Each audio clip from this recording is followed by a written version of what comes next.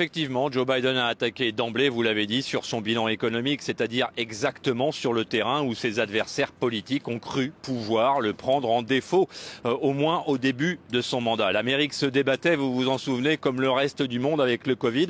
L'inflation promettait d'exploser, ce fut le cas, et les chiffres du chômage battaient des records. Seulement voilà, les plans de relance, les aides gouvernementales et les investissements colossaux consentis par le département du Trésor, a rappelé Joe Biden, et à la demande de Joe Biden ont maintenu l'économie américaine à flot contre toute attente.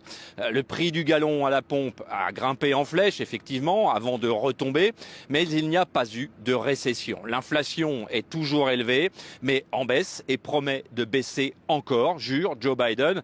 Mais les chiffres du chômage sont meilleurs que jamais, au point qu'on peut considérer que l'Amérique a atteint le plein emploi. Dans ce contexte, la croissance américaine, elle aussi, est sauvée. En tout cas, pour le moment, un plan historique de réforme des infrastructures, la transformation des énergies fossiles en énergies renouvelables en contrepartie d'allègement des impôts.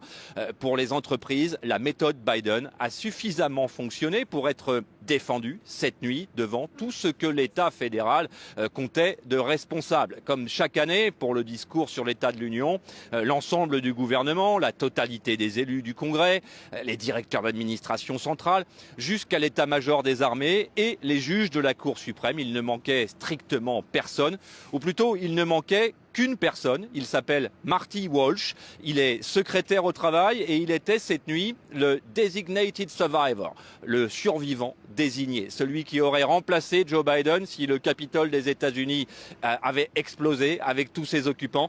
Mais rassurez-vous Damien, cette nuit tout s'est bien passé. Voilà, tout va bien. Voilà pour les questions qui intéressent surtout les Américains, l'économie, le social, enfin les sujets de société. Mathieu, Joe Biden, il était aussi attendu sur les grands sujets internationaux, au premier desquels l'Ukraine évidemment. Oui, bien sûr, contre toute attente, encore une fois, les 2 premières années du mandat de Joe Biden ont été marquées par la politique étrangère. Évidemment, on se souvient de l'épisode calamiteux du désengagement américain de Kaboul, mais il faut bien le reconnaître, cet épisode a rapidement été atténué, en tout cas dans les consciences américaines, par l'attaque de l'Ukraine le 24 février dernier, il y a presque un an maintenant. Eh bien, Joe Biden l'a redit cette nuit, l'Amérique sera aux côtés de l'Ukraine tout le temps qu'il faudra pour défendre la démocratie et ses valeurs essentielles, je cite, qui ne souffrent pas la demi-mesure. Je cite encore.